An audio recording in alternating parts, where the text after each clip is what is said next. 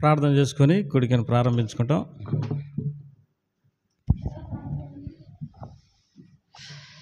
ప్రియంగల తండ్రి, దయగల ప్రభ, మీకెంతో వందనాలు స్తోత్రం చెల్లిస్తూ నేను స్తుతిస్తూ ఆరాధిస్తూ ఘనపరుస్తుంటున్నాం.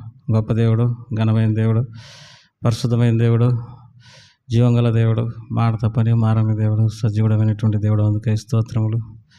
ప్రభా, మీ రక్త ప్రోక్షణ కిందకి మమ్మల్ని తీసుకొని వస్తుంటున్నాం. ఈ ఉపవాస ప్రార్థనకై మేము రావడానికి మీరు కృప చూపించినందుకై స్తోత్రములు. అడుగు వాటికంటే, ఊహించు వాటికంటే అత్యధికంగా చేయగలిగినటువంటి దేవుడు, ఆశ్చర్యకార్యములు, అద్భుత కార్యములు చేయ దేవుడు, అందుకై స్తోత్రం చెల్లించుకుంటున్నాం. ప్రభా, మరి ఈ సమయం ఆశీర్వాదకరంగా ఉంచండి. మరి మాతో మాట్లాడుతురండి. శత్రు కార్యములమైన బలమంతటి మీద మీరు మరి జయం దయచేయండి. నీ సన్నిధిని మేము అనుభవించడానికి కృప చూపించండి. ప్రభా, మాకు తోడుగా ఉండండి. మా దేశం కొరకు, మా సంఘాల కొరకు, మా సేవకుల కొరకు, ప్రభా, అందరి కొరకు ప్రార్థన చేయడానికి సమయం ఎంతో దీవెనకరంగా ఉంచండి. ఆపదలో ఉన్న వారి కొరకు, కష్టాల్లో ఉన్నటువంటి వారి కొరకు, హాస్పిటల్లో ఉన్నటువంటి వారి కొరకు, అపాయాలకు గురైనటువంటి వారి కొరకు, నిరుత్సాహంతో, హృదయంలో వేదనలతో ఉన్నటువంటి వారి కొరకు, అవసరతలతో ఉన్నటువంటి వారి కొరకు ప్రార్థన చేయడానికి సమయం దయచేయండి. ప్రభా, మా అందరితో మాట్లాడండి. సమయం దీవెనకరంగా ఉంచమని యేసుప్రభు వారి నామం పేరిట స్తుతించి ప్రార్థించేటి వేడుకుంటున్నాం తండ్రి. ఆమేన్.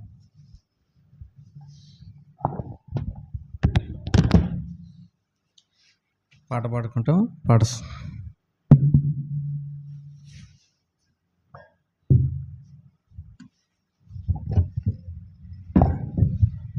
రండి.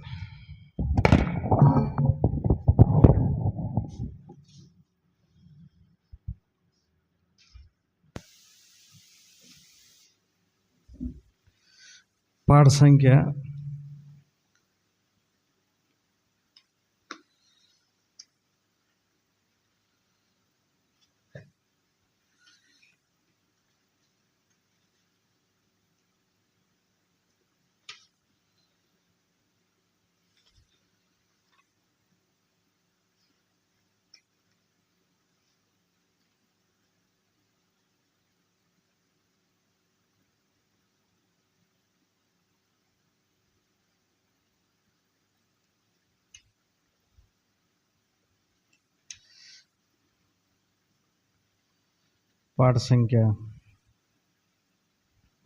466.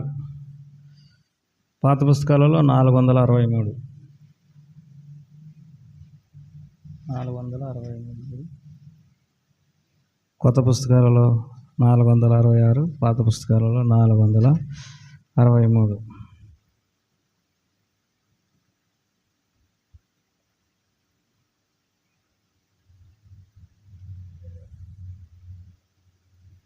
ప్రభు ప్రజలారా రయమున రండి అనేటటువంటి పాట పాడుకుంటాం.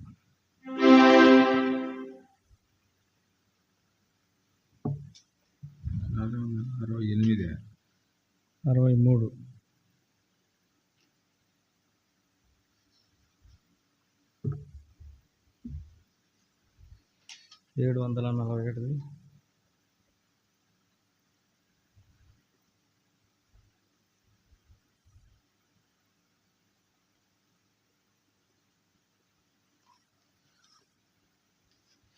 ప్రభు ప్రజలారా రయమున రండి అనేటటువంటి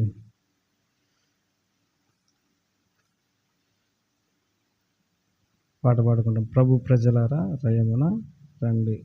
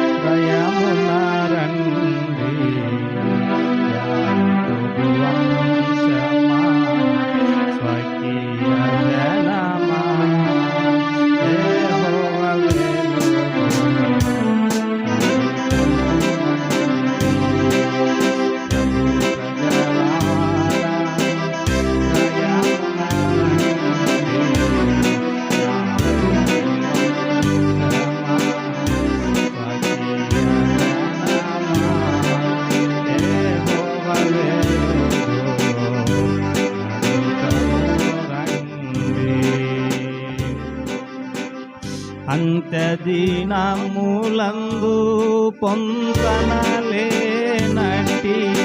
అంత్యదినములందు పొంతనలేనట్టి మందిర పార్వత శోభనుగాంచగా మందిర పార్వత శోభనుగాంచగా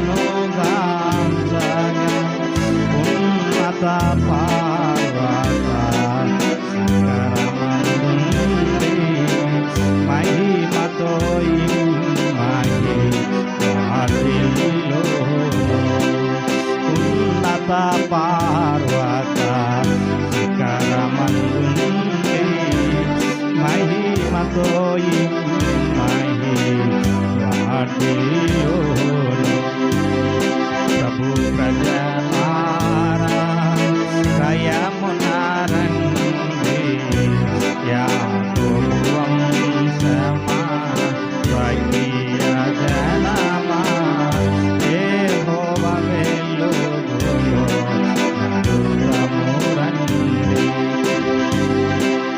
యెహోవా మందిర మందున బోధించు యెహోవా మందిర మందున బోధించు ఇత బోధను విని తన త్రోవనాడు ఆగా హిత బోధను విని తన త్రోవనాడు ఆగా యాకోబు దేవుని నివాసమునకు పంతులై జనులు కరుడిడి వాసు యాకోబు దేవుని నివాసమునకు పంతులై జనులు కరుడిడి వాసు ప్రభు ప్రజలారా దయమారండి యాకోబు వంశమా స్వర్గీయ జనమా యెహోవా వెలుగులో నడురమురండి యెహోవా వందు ఆయన జనమే యెహోవా వందు ఆయన జనమే యాకోబే తన స్వాస్థ్యం బాయను యాకోబే తన స్వాస్థ్యం బాయను భీకర ఎడారిలో కొని వాణిని ఎంచెను కాచెను కను పాపగను భీకర ఎడారిలో కనుగొనే వాణిని ఎంచెను కాచెను కను పాపగను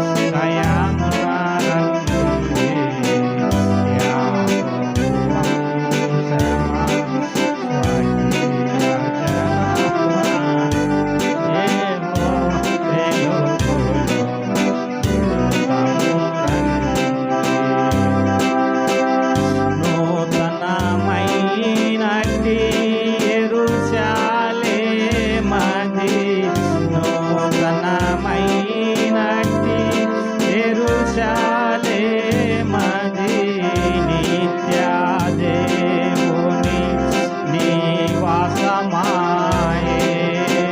నిత్య దేవుని నివాసమాయే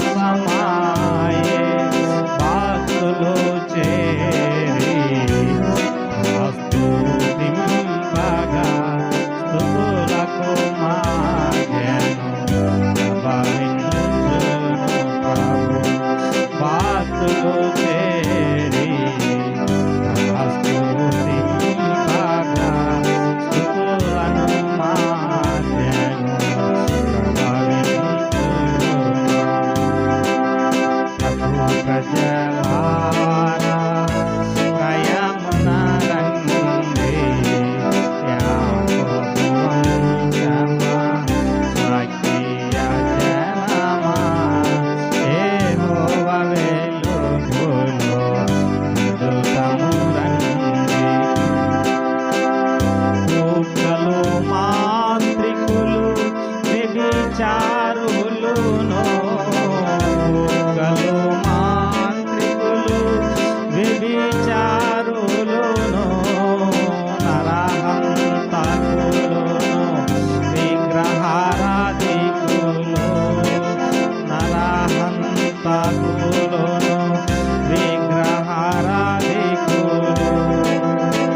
అబద్ధికులను ప్రేమించి జీవించువాడు ప్రతివాడు వెలుపటను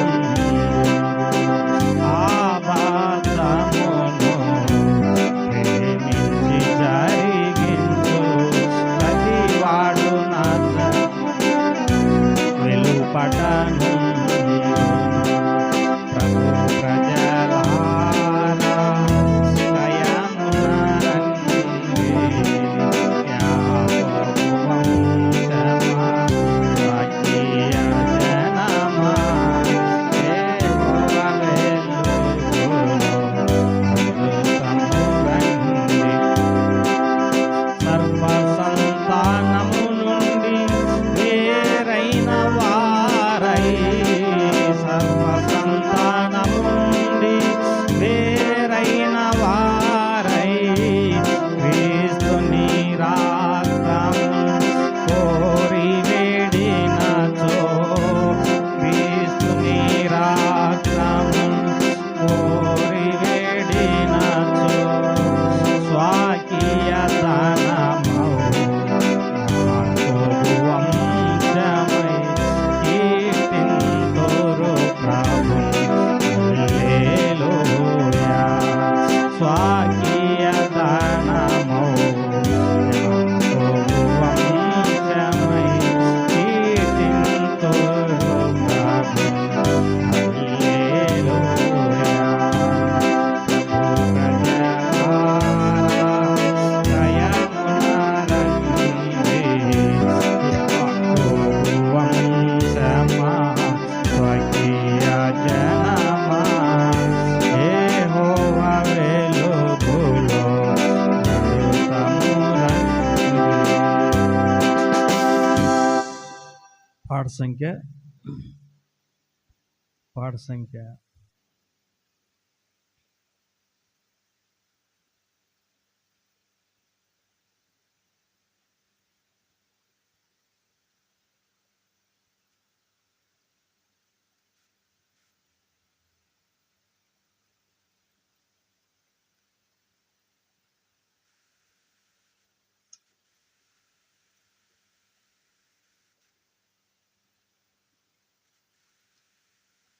సంఖ్య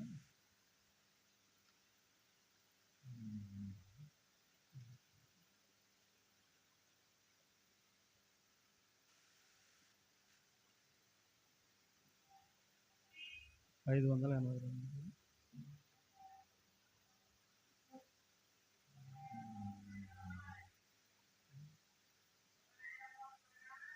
582 కొత్త పుస్తకాలలో పాత పుస్తకాలలో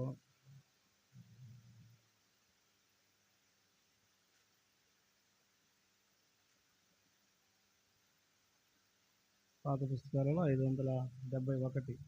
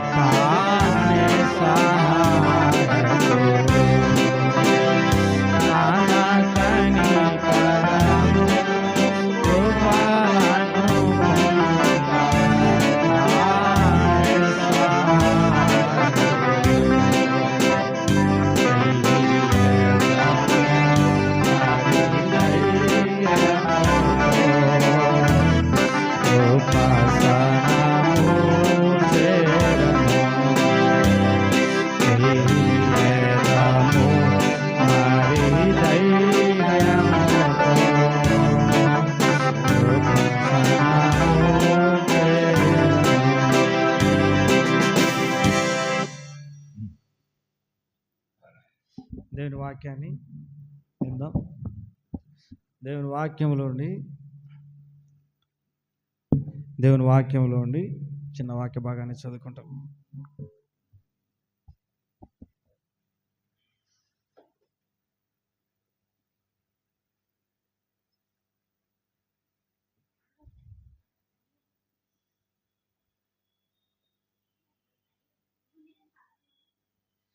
దేవుని వాక్యంలో ఉండి చిన్న వాక్య భాగాన్ని చదువుకుంటాం.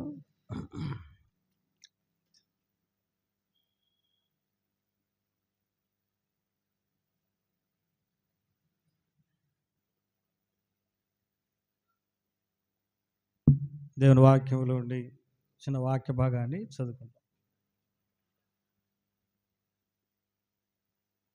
కొరింథీయులకు రాసిన మొదటి పత్రిక, రెండవ పత్రిక,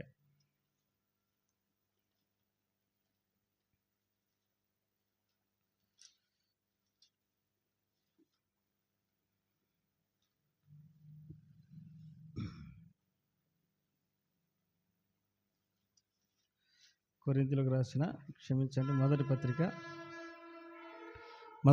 10వ అధ్యాయం. కొరింథీయులకు రాసిన మొదటి పత్రిక 10వ అధ్యాయం మొదటి నుండి 13వ వచనాలు అందరం కలిసి చదువుకుంటాం. సహోదరులారా, ఈ సంగతి మీకు తెలియకుండా నాకు ఇష్టం లేదు. అదేమనగా, మన పితరులందరూ మేఘం కింద నుండి వారందరూ సముద్రంలో నడిచిపోయి అందరూ మోషను బట్టి మేఘంలోను సముద్రంలోను బాప్తిసం పొందిరి. అందరూ ఆత్మ సంబంధమైన ఒకే ఆహారమును భుజించు ఆత్మ సంబంధమైన ఒకే పానం చేసిరి. ఎలా అనగా, తమను వెంబడించిన ఆత్మ సంబంధమైన బండలోనిది త్రాగిరి. ఆ బండ క్రీస్తే. అయితే వారిలో ఎక్కువ మంది దేవునికి ఇష్టలుగా ఉండకపోయిరు గనక అరణ్యంలో సంహరింపబడిరి. వారు ఆశించిన ప్రకారం మనం చెడ్డవాటిని ఆశించకుండానట్లు ఈ సంగతులు మనకు దృష్టాంతములుగా ఉన్నవి. జనులు తినుటకు తాగుటకు కూర్చుండి ఆడుటకు లేచిరి అని రాయబడినట్లు వారిలో కొందరు వలె మీరు విగ్రహారాధికులై ఉండకుడి. మరియు వారి వలె మనము వ్యభిచరింపకయుందుము. వారిలో కొందరు వ్యభిచరించినందున ఒక్క దినముననే 23,000 మంది కూలిరి. మనము ప్రభును శోధింపకయుందుము. వారిలో కొందరు శోధించి సర్పం వలన నశించిరి. మీరు సనగకుడి. వారిలో కొందరు సనిగి సంహారకుని చేత నశించిరి. ఈ సంగతులు దృష్టాంతములుగా వారికి సంభవించి యుగాంతమందున్న మనకు బుద్ధి కలుగుటకై రాయబడిను. తాను నిల్చున్నాడని తలంచుకున్నవాడు పడకుండాట్లు జాగ్రత్తగా చూసుకునవలెను. సాధారణంగా మనుషులకు కలుగు శోధన తప్ప మరేది మీకు సంభవింపలేదు. దేవుడు నమ్మదగినవాడు. మీరు సహింపగలిగినంత కంటే ఎక్కువగా ఆయన మిమ్మల్ని శోధింపబడ నేడు. అంతేకాదు, సహింపగలుగుటకు ఆయన శోధనతో కూడా తప్పించుకుని మార్గమును కలగజేయును. ప్రభు సహాయం కొరకై ప్రార్థన చేసుకుంటాం.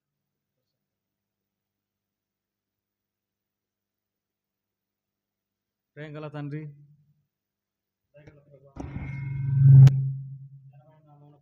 స్తోత్రం చెల్లిస్తూ నేను స్తుతిస్తూ ఆరాధిస్తున్నాం.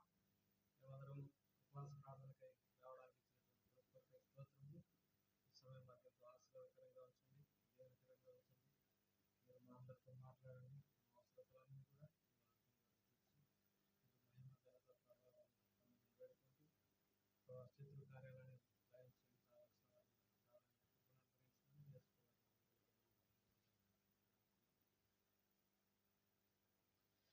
చదువుకున్న ఈ వాక్య భాగాలను ప్రభువారు మన కొరకై దీవించి ఆశీర్వదించుగాక.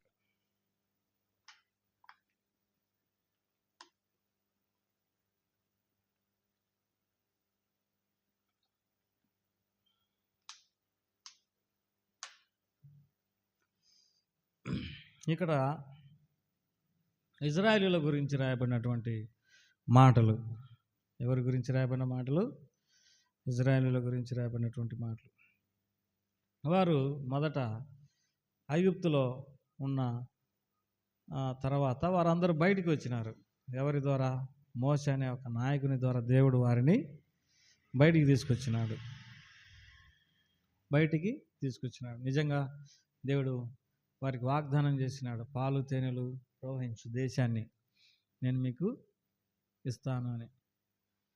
మీరు కట్టని ఇండ్లలో ఉంటారు, మీరు నాటని చెట్లు ఫలములు ఇవ్వగా వాటిని అనుభవిస్తారు, తోటలు అంతా. అంటే మీరు ఇంకా ఐగుప్తులో ఎలాంటి బాధలు కష్టాలు అనుభవించినారో అవన్నీ ఇక మీకు అక్కడ ఉండవు అన్నప్పుడు అందరూ బయటకు వచ్చిండ్రు. దాదాపు 6 లక్షల కాల్బలం అని అన్నారు. ఇంకా ఎక్కువ మందే ఉండవచ్చు. అయితే అందరూ బయటకు వచ్చినారు. వారి గురించి రాయబడే మాట ఏంటంటే, సముద్రంలో నడిచిరి, మేఘం కింద ఉండిరి, సముద్రంలో నడిచినారు. మేఘం వారికి ఎండ తగలకోకున్నట్లుగా మేఘం ఉంటుంది వారి మీద. తర్వాత సముద్రము అడ్డం వచ్చింది. సముద్రంలో దేవుడు వారికి దారి ఏర్పరిచినాడు. ఆరిన నేల మీద అటువైపు వారు వచ్చినారు. ఎంత అద్భుతం. తర్వాత మోసెను బట్టి మేఘంలోను సముద్రంలోనూ బాప్తిసం పొందిరి. వారు బాప్తిసం కూడా తీసుకున్నారు. అందరూ ఆత్మ సంబంధమైన ఒకే ఆహారం భుజించిరి. అందరికీ ఒకటే ఆహారం. ఒకవేళ మీరు అడిగితే ఈరోజు ఏం చేసినావు అక్క ఇంట్లో అని అంటే, మేము ఈ అన్నం వండుకున్నాం, ఈ కూర చేసుకున్నాం అని అంటారు. నువ్వేం చేసుకున్నావు అంకుల్ అని అంటే, నేను ఇంకొక అన్నం చేసుకున్నాను.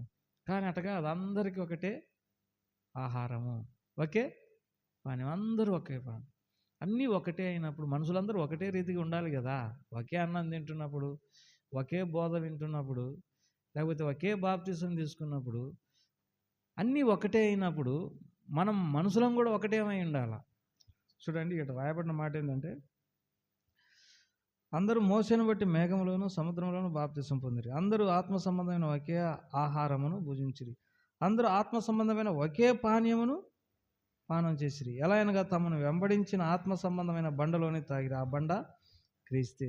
అయితే వారిలో ఎక్కువ మంది దేవునికి ఇష్టలుగా ఉండకపోయారు గనక అరణ్యంలో సంహరింపబడిరి. అయితే ఎక్కువ మంది దేవునికి ఇష్టలుగా లేరు. Even though they came out from the Egypt and the slavery. ఐగుప్తు యొక్క దాసత్వంలో నుండి వారు బయటకు వచ్చినప్పటికీ, they are not much pleasure to him. ఆయన్ను సంతోషింపలేకపోయినారు, ఆయనకి ఇష్టలుగా ఉండకపోయినారు అని రాయబడింది. గొప్ప వాగ్దానం దేవుడు వారికి చేసి బయటికి తీసుకొస్తే వారు ఇష్టలుగా ఉండలేకపోయారు. గొప్ప వాగ్దానం, పాలు తేనెలు ప్రవహించు దేశం, సంవత్సరాది మొదలుకొని సంవత్సరాంతం వరకు దేవుని యొక్క కనుదృష్టి ఉండేటటువంటి దేశం. మీరు కట్టని ఇండ్లు, నాటని తోటలు మీరు అనుభవించెదరు. కాబట్టి ఎంతో శ్రేష్టమైనటువంటి దేశం, దేవుడు లక్ష్య పెట్టేటటువంటి దేశం. ఆ దేశంలోకి తీసుకొని పోవడానికి దేవుడు వారిని బయటికి తెస్తే వారు ఇష్టలుగా ఉండకపోయిరి అని రాయబడింది. ఏ ఏ విషయాలలో వారు దేవునికి ఇష్టలుగా ఉండకపోయిరేనంటే, దేవుని వాక్యంలో కొన్ని విషయాలు మనం చూడగలం వారి గురించి. ఏ విషయాలలో చూడండి, దేవుని వాక్యంలో కొన్ని విషయాలు, మీరు ఇవన్నీ మనకు ఎంతో ఉపయోగం కనుక మాట్లాడుకుందాం. చూడండి, సంఖ్యాకాండం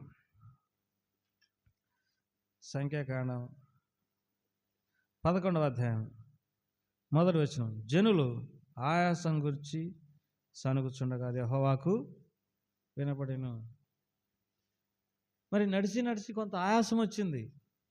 నిజమే, దేవుని వాగ్దానాలు స్వతంత్రించుకోవడానికి మనకు ఓరిమి అవసరమైంది. కానీ ఇక్కడ వారు ఆ ఓరిమి చూపలేకపోతా ఉన్నారు.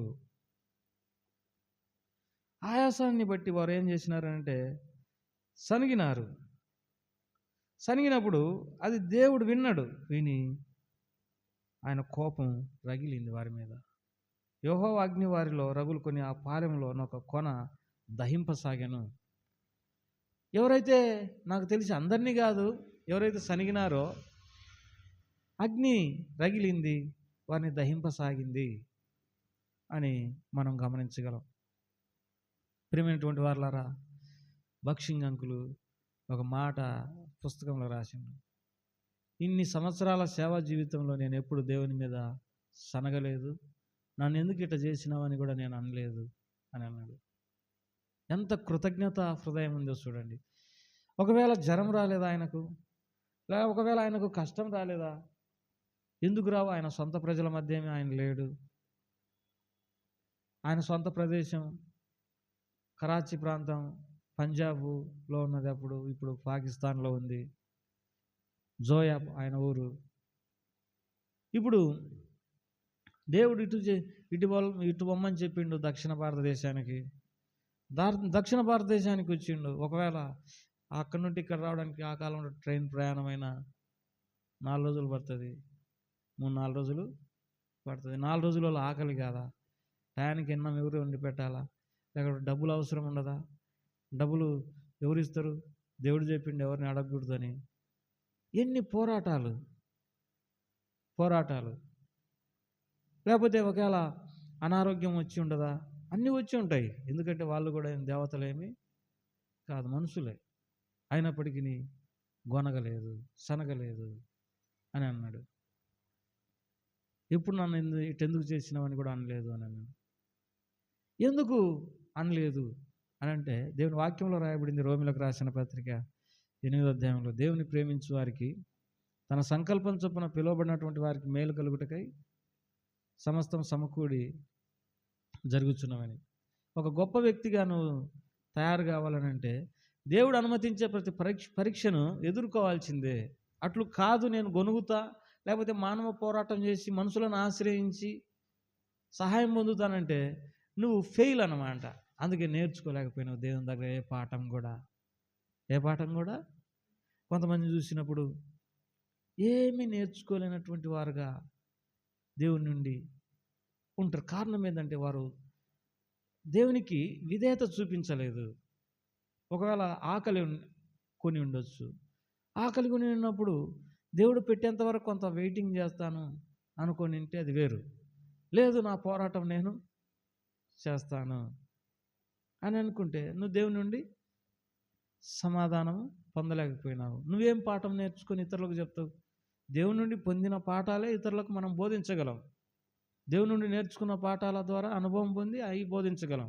వాక్యంలో నుండి వచ్చినాలు రెఫరెన్సులు చెప్పడం ద్వారా ఏమి దొరుకుతుంది అనే దానికంటే దేవుని నుండి నేర్చుకున్నవి మనం ఇతరులకు బోధిస్తుంటున్నాం అనేది వాస్తవం. ప్రేమైనటువంటి వాళ్ళారా, అందుకే దేవుడు ఆయనను ఎంతగానో ఆశీర్వదించింది. కష్టం వచ్చినా, జ్వరం వచ్చినా, తర్వాత బాధ వచ్చినా గొనగలేదు, దేవుని మీద గొనగలేదు. నన్ను ఎందుకు ఇటు చేసినావు? మా ఊరిలో ఒక ఆమె అంటుంటే నేను విన్నా, ఆ దేవుని నోట్లో మన్ను పోయా అన్నది. ఎంత భయంకరమైన వ్యక్తి. కొంతమంది దేవుణ్ణి దూషించేటటువంటి వారు ఉన్నారు. దేవుణ్ణి ఏం చేస్తారు? దూషిస్తారు. కాబట్టి యెహోవా నామాన్ని మనము మరి స్తుతించాలి, ఆరాధించాలి, ఘనపరచాలి, హెచ్చించాలి. అంతేగాని మరి దేవుని నామాన్ని దూషించడం, కొంతమంది దేవుని తిడతారు. వారందరూ మరి దేవుని ఆశీర్వాదము పొందలేరు. ఎటువంటి శ్రమ నేను పొద్దున్నే లేచినప్పుడు ఏమనుకుంటా, రోజు లేస్తేనే పోరాటానికి దిగాలి. ఏం కారణం అంటే ఉదయము టీ తాగే కానుంటి, టిఫిన్ కానుంటి, మధ్యాహ్నం అన్నం కానుంటి, రాత్రి అన్నం కానుంటి, తర్వాత బట్టల కానుంటి, తర్వాత స్నానం చేసే కానుంటి, తర్వాత మందిర విషయంలో, సేవ విషయంలో, ప్రజలకు సమాధానం ఇచ్చే విషయంలో, సువార్త విషయంలో అంత పోరాటమే. కొంతవైపు నుండైనా మనకు కొంత నెమ్మది దొరికిందనుకో, కొంతైనా పోరాటం లేకుండా ఉండగలం. అయినా కానీ మనం ఎందుకు చేసినావని ఇట్లా అనుకోకూడదు. ఇది నీ ఉద్దేశమైంది, నువ్వు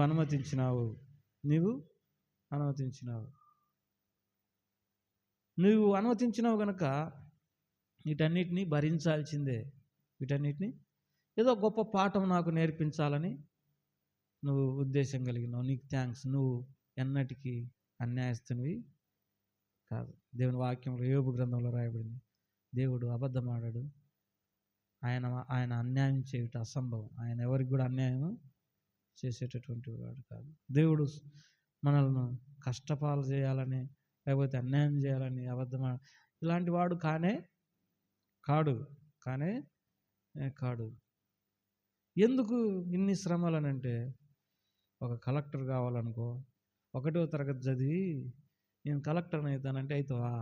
లేకపోతే 10th క్లాస్ ఫెయిల్ అయ్యి కలెక్టర్ కావాలంటే అవుతావా? ఇంటర్మీడియట్ ఫెయిల్ అయ్యి కలెక్టర్ కావాలంటే ఎంతగా తర్బీదు పొందాలో దేవుని. If you want to train up in the hands of the God, you must be need training in the hands of the God.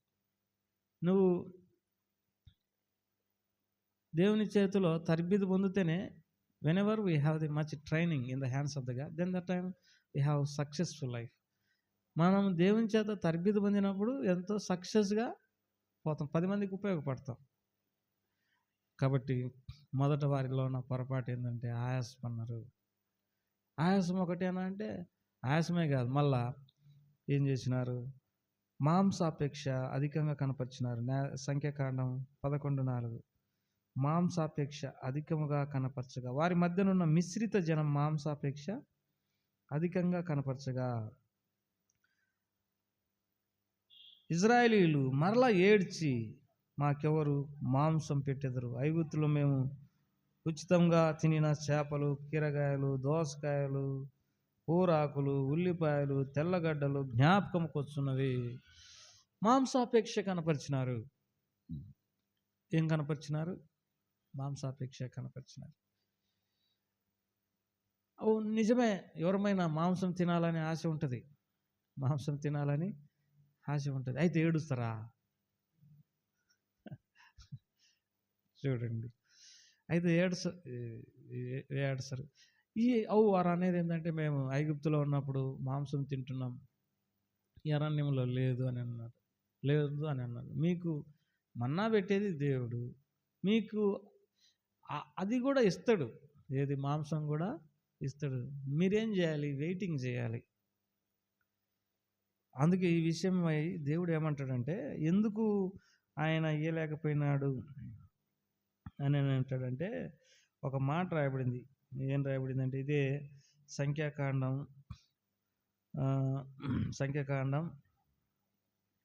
11వ అధ్యాయంలో ఒక మాట రాయబడింది.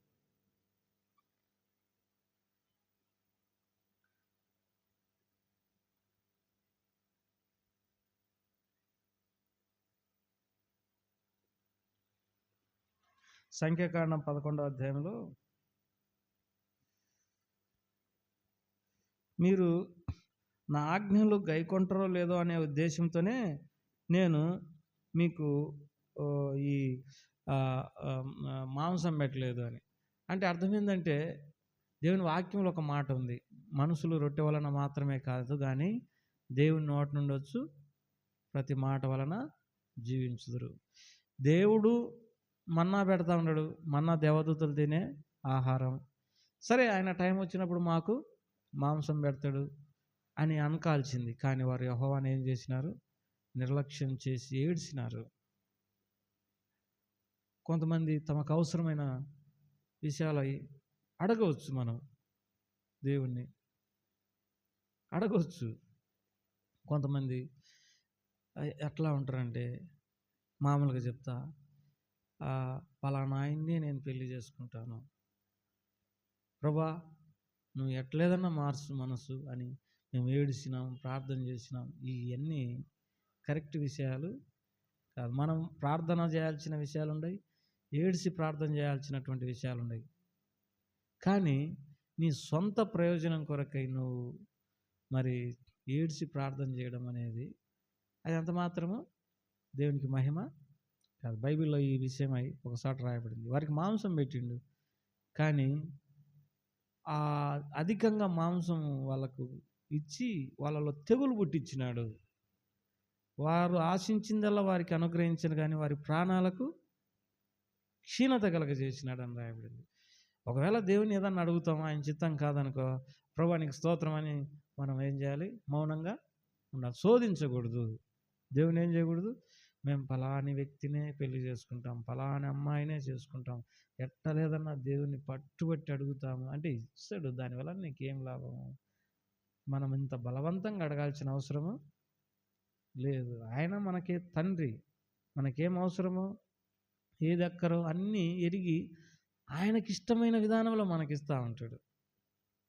ఆయనకి ఇష్టమైన నా కుమారుడు ఇలాంటి బట్టలు కట్టుకుంటే మరి బాగుంటుంది. ఒక్కోసారి నేను అడుగుతా, ఏ అంగి పాయింట్ వేసుకోమంటావు అంటే ఇది వేసుకోమని అంటాడు. ఎంత సంతోషం.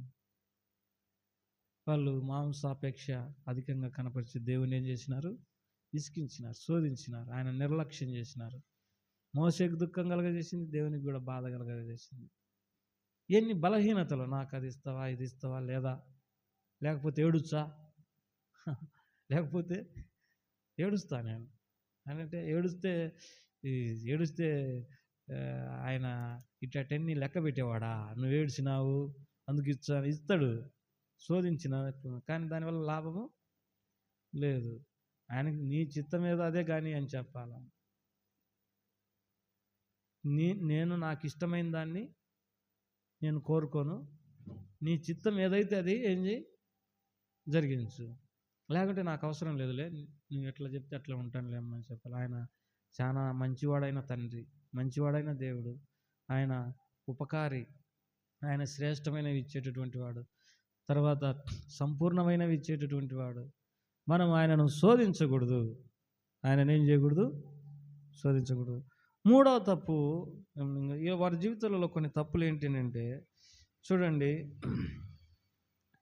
వారు మోషే అనేటటువంటి వ్యక్తి సీనాయి పర్వతం మీదకి పోతే నిర్గమకాండంలో వాళ్ళు ఒక విగ్రహాన్ని చేసుకున్నారు. విగ్రహాన్ని చేసుకొని విగ్రహానికి పూజ చేసిండ్రు. ఎంత బలహీనమైనటువంటి వ్యక్తులు. నిర్గమకాండం 32 మొదటి వచనం నుండి, మోషే కొండ దిగకుండా తడవు చేయుట ప్రజలు చూసినప్పుడు ఆ ప్రజలు అహరోను వద్దకు కూడి వచ్చి, లెమ్ము, మా ముందర నడుచుటకు ఒక దేవతను మా కొరకు చేయము. ఐగుప్తులో నుండి మమ్మల్ని రప్పించిన మోషే అనువాడు ఏమైపోయినో మాకు తెలియదని అతనితో చెప్పిరి. అందుకు అహరోను, మీ భార్యలకు, మీ కుమార్తెలకు, మీ కుమారులకు చెవులకున్న బంగారు పోగులను తీసి నా యొద్దకు తెండి అని వారితో చెప్పగా, జనులందరూ తమ యొద్దనున్న బంగారు పోగులను తీసి అహరోను వద్దకు తెచ్చిరి. అతడు వారి యొద్ద వాటిని తీసుకొని పొగరుతో మాంసము రూపమును ఏర్పరిచి దానిని పోత పోసిన దూడగా చేసెను. అప్పుడు వారు, ఓ ఇజ్రాయేలు, ఐగుప్తు దేశంలో నేను రప్పించిన నీ దేవుడు ఇదే అనిరి. ఒక దూడను చేసుకొని దానికి ఏం చేసినారు? మొక్కుతా ఉన్నారు. నిజమైనటువంటి దేవుడు వాళ్ళకు బయలుపరచబడిండు. ఐగుప్తులో 10 అద్భుత కార్యాలు జరిగినాయి. సముద్రం చీల్చబడింది, మేఘం వారి మీద ఉంది. మన్నా రోజు తినే ఆహారాన్ని బట్టేనా నీవు గుర్తు చేసుకోవాల్సింది ఆ నిజమైన దేవుణ్ణి. అసలు మనం చూద్దాం, నువ్వు వండుకొని వచ్చిన ఆ బియ్యం ఎవరు తయారు చేసిండో నీకు తెలుసునా? అయితే నీ ఇంటికి వచ్చినాయి, నీకు వండుకోవడానికి దేవుడు సహాయపడినాడు, అన్ని సప్లై చేస్తూ ఉన్నాడు దేవుడు. కానీ వారు మర్చిపోయి ఒక దూడను చేసుకున్నారు. ఇదే దేవుడు అని దానికి మొక్కుతూ వచ్చినట్టే వారికి విగ్రహారాధన పట్ల ఎంతో ఆశ ఉంది. కొంతమందికి దేవుని నమ్ముకుంటున్నామని చెప్తున్న విగ్రహాలు ఉంటాయి లోపల. మన మన మందిరానికి వచ్చి ఆమె అల్లా టైంలో అల్లా చేస్తుంది, తర్వాత మళ్ళీ మందిరం టైంలో మందిరానికి వస్తుంది. ఏంటంటే అది అంతే. ఇది అడిషనల్ లాభం అన్నట్టు అన్నిలా. అట్లా మనం విగ్రహారాధన చేయకూడదు. విగ్రహారాధన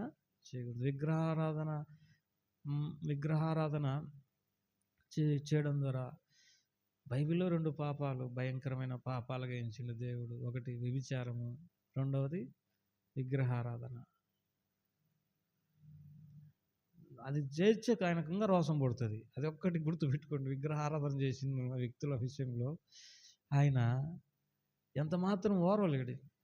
లోకమందు విగ్రహం వట్టిదని దేవుని వాక్యంలో రాయబడింది. కాబట్టి మనం ప్రార్థన చేయాల్సింది ఏంటంటే, మా దేశం విగ్రహారాధనతో నింపబడింది. మనం విగ్రహ ఆరాధన మీద ఆశ కలిగి ఉండాము.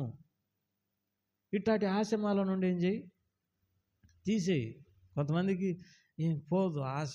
ఏదో ఒక దేవత కనపడితే నమస్కారం చేయడం, ఏదో ఒక రూపం కనపడితే నమస్కారం చేయడం, ఇదొక లాభంలే అన్నట్టుగా. ఇది కరెక్ట్ కానే కాదు. కాబట్టి విగ్రహారాధన చేసినారు. వాళ్ళలో ఇంకొక భయంకరమైనటువంటి పాపం ఏంటిదని అంటే, మరి దేవుని వాక్యంలో మనందరికీ తెలిసినటువంటి పాపం, వారు వ్యభిచరించేటటువంటి వారు వ్యభిచారం కూడా చేసినారు. ఆ సంగతి మరి సంఖ్యాకాండంలో చూస్తాం. సంఖ్యాకాండం, దేవుని వాక్యంలో సంఖ్యాకాండంలో ఆ మాట చదువుకుంటాం. సంఖ్యాకాండం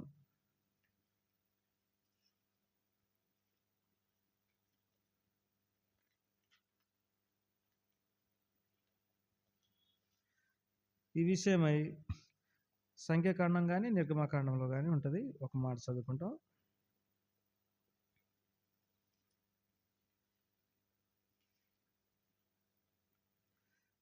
వారు మోయాబు ప్రాంతానికి వచ్చినప్పుడు వారు మోయాబీలతో వ్యభిచారము చేసినారు. ఇజ్రాయేలీయుడొకడు మరి ఒక స్త్రీని మోసే ఎదుటనే గుడారంలోనికి తీసుకుపోతా ఉన్నాడు. అప్పుడు అహరోను మనవడైనటువంటి ఫినెహాసుకు కోపం వచ్చింది. కోపం వచ్చి వారిద్దరిని గుడారంలో పొడిచి చంపినాడు. అప్పుడు దేవుని యొక్క కోపం ఏమైంది? చల్లారింది. కాబట్టి ప్రియులారా, వాళ్ళలో వ్యభిచారం చేసేటటువంటి ఆశలు కూడా ఉన్నాయి. వ్యభిచారం చేసేటటువంటి ఆశలు ఉన్నాయి. బైబిల్లో రాయబడింది, క్రీస్తు సంబంధులు ఏం చేసినారంట? శరీరమును తన ఇచ్చలతోనూ దురాశలతోనూ సిలువ వేసినారు. కాబట్టి కొన్ని ఇచ్చలు, దురాశలు ఏం చేయాలి? మరి సిలువ వేయాలి. ఏం చేయాలి? సిలువ వేయాలి. కాబట్టి చూడండి, సంఖ్యాకాండం 25వ అధ్యాయంలో మాట చదువుకుంటాం.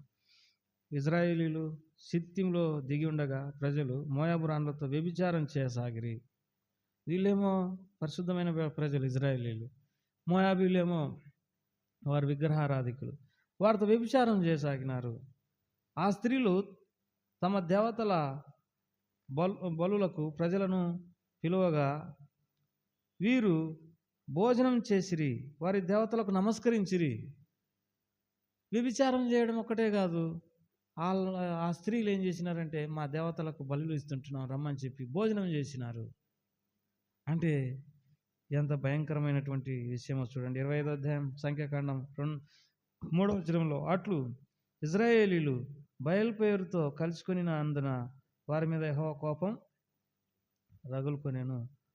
కాబట్టి మరి అట్లా వాళ్ళు పాపం చేస్తూ వచ్చినారు. చూడండి ఎంతగా వారు పాపం చేసినారంటే, చూడండి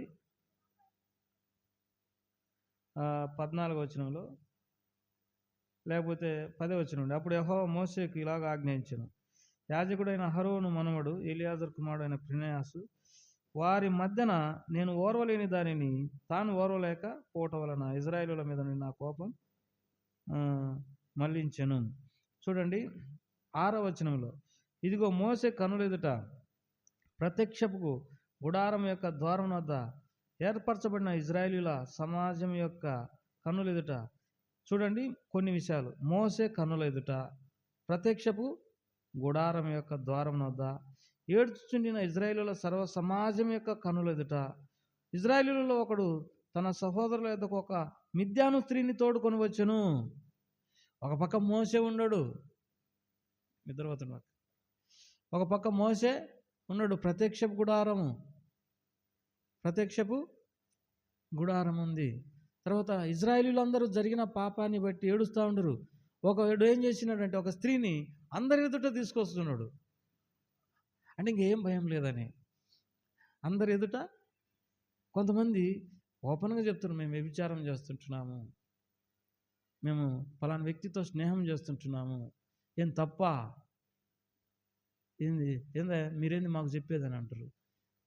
ఇది అంత భయంకరమైన ఇక్కడ జరిగింది ఏంటంటే, నేను వాక్యంలోదే మాట్లాడుతూ ఉండా. ఏంటిదనంట చూడండి, ఇదిగో మోసే కన్నుల ఎదుట. మోసే అంటే ఏమనుకుంటుండవు? గొప్ప ప్రవక్త, అంత గొప్ప వ్యక్తి ముందల ఆయన చూస్తాననే భయం కూడా లేదు. తర్వాత మరి ప్రత్యక్షపు గుడారం యొక్క ద్వారం వద్ద ఏడ్చునిన ఇజ్రాయేలు సర్వ సమాజం కన్నుల ఎదుట, అందరి ఎదుటనే ఇజ్రాయేలులో ఒకడు తన సహోదరుల యొక్క ఒక మిద్యాను స్త్రీని తోడుకొని వస్తుంటున్నాడు. కొంతమంది ఇంకా తెగబడి ఉంటారు, ఓపెన్గా చెప్తా ఉంటారు, మేము పలానా ఆయన్ని ప్రేమించినాం అంటే ఇదేంటండి, ఇది తప్పు కదా, వాక్యానుసారం కదా, లేకుంటే పలానా అమ్మాయిని ప్రేమించినాం, తర్వాత మేము మీరేంది చెప్పేది.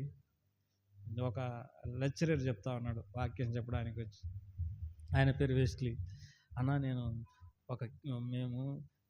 మేము డిగ్రీ చదివే పిల్లలకు పాఠాలు చెప్తాం కదా, అబ్బా వాళ్ళు ఎంత ఫాస్ట్ అంటే ఒక మగపిల్లవాడిని ఆడపిల్లవాడిని ప్రిన్సిపాల్ పిలిచిండంట, మీరు ఒకరి ప్రొఫైల్లో ఒకరి ఫోటోలు ఎందుకు పెట్టుకున్నారన్నాడంట. అర్థమవుతుంది కదా, ఒకరి ప్రొఫైల్లో ఇంకొకరి ఫోటోలు ఎందుకు పెట్టుకున్నారంటే ఆ పిల్లోడు ఆ అమ్మాయి మేము పెట్టుకుంటే తప్పేంది అన్నాడంట. మేము పెట్టుకుంటే తప్పేంది అన్నాడంట. అయ్యి నా దేవుడు నమ్ముకున్నాడు కాబట్టి దీన్ని ఇక్కడ నేను ఉన్నాను సార్, ఈ విషయాలు నాకు నా నెత్తి మీదకి వస్తాయి, మీరే చూసుకోండి అని చెప్పి వెళ్ళిపోయినాడు. తెగబడి ఉండరు. ఇంకా మేము ప్రేమించినాం, లేకపోతే మేము తప్పేంది, మీరేంది మాట్లాడేది, ఓపెన్గా.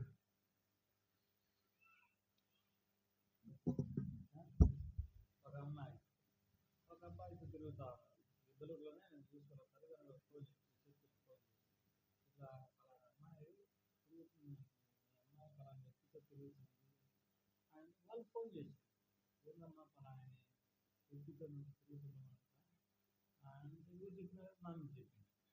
ఆ అమ్మాయి నాకు ఫోన్ చేసి ఏమన్నా నువ్వు కడతావా ఏంటి పొదుపు కడతావా నాకు చెప్పినమాట కదా. ఆ అబ్బాయి ఒక రెడీగా భర్త చచ్చిపోయింది ఓపెన్గా తప్పు చేసి కడిపోయి ఓపెన్గా పిల్లని కూడా కలదు, పిల్లని అందరు చూసుకోదురు అని అంటే ఎందుకంటే నాకు తోడు కావాలి. మిగతా ఆడపిల్లలు ఏం నేర్చుకోవాలా, మగ పిల్లలు నేర్చుకోవాలి, ఏం నేర్చుకోవాలా, ఆడికి నేను చెప్పిన సేవ చేస్తాను, సేవ చేశాను, నేను సేవ చేయను, నాకు అది కుదరదు, నా వల్ల సేవ చేయను, ఇది బాగుంది బాగుంటుంది అంటే ఓపెన్గా చేసేదన్నట్టు అయితే ఓపెన్గా కన్ను తెలుసుకుంటుంది. సరే ఎవరైనా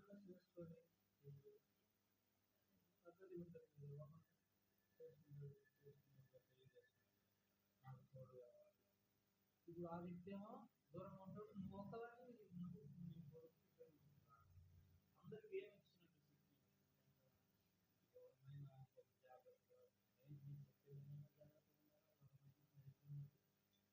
ఒకవేళ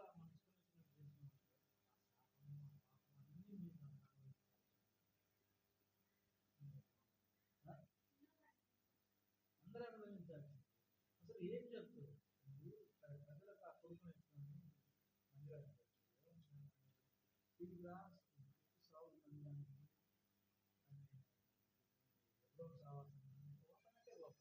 ఆడైతే ఏమన్నా కదా, వీడైతే గెలుపుతుంటారు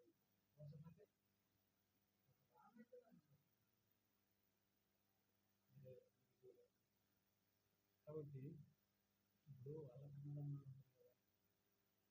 మా అక్కని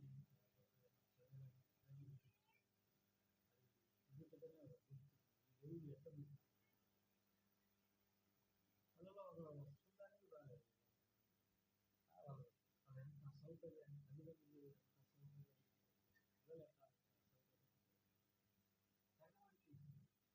అట్లయింది. ఏమైపోయింది, అట్లయిపోయింది. వీళ్ళలో ఉన్న ఇంకొక పొరపాటు ఏంటంటే, ఏం పొరపాటు అంటే వీళ్ళలో దొంగతనం కూడా చేసేవాళ్ళు ఉన్నారు. అక్కడ సంఖ్యాకాండం యెహోషువ గ్రంథంలో ఈ మాట చదువుకుంటాం. యెహోషువ గ్రంథంలో ఒక మాట చదువుకుంటాం. దేవుని వాక్యంలో యెహోషువ గ్రంథం 7వ అధ్యాయం. శపితమైన దాని విషయంలో ఇజ్రాయేలీలు తిరుగుబాటు చేశారు. ఎట్లనగా యూదా గోత్రంలో జెరాహు మనుమడును జబ్ది మనుమడును కర్మి కుమారుడనైన ఆకాను శపితం చేయబడిన దానిలో కొంత తీసుకునేను. దొంగతనం చేసినటువంటి వారు, దొంగిలించకుడి అని దేవుని వాక్యంలో. అన్ని బుద్ధిహీనతలు ఉన్నాయి. ఏముండయి? అన్ని బుద్ధిహీనతలు ఉన్నాయి. వారు దేవుని సన్నిధానంలో ఉన్నప్పటికీ బుద్ధిహీనతలు పొరపాట్లు కలిగి ఉండరు. అందుకేమైపోయినంటే అరణ్యంలో వాళ్ళు సంహరింపబడినారు. అయిష్టులుగా ఉండేది కనుక అరణ్యంలో ఏమైపోయినారు? సంహరింపబడినారు. ప్రభు మనము కూడా సంఘంలో ఉండవచ్చు. కొన్నిసార్లు తెలియని బుద్ధిహీనతలు ఉంటే మనం ఏం చేయొచ్చు? ప్రభు దగ్గర క్షమాపణ కోరుకోవచ్చు. ప్రభువా, నీ ఆత్మను దుఃఖపెట్టుకోకున్నట్లుగా మాకు సహాయం చేయమని ఒకరి తర్వాత ఒకరం ఏం చేద్దాం? ప్రార్థన చేద్దాం.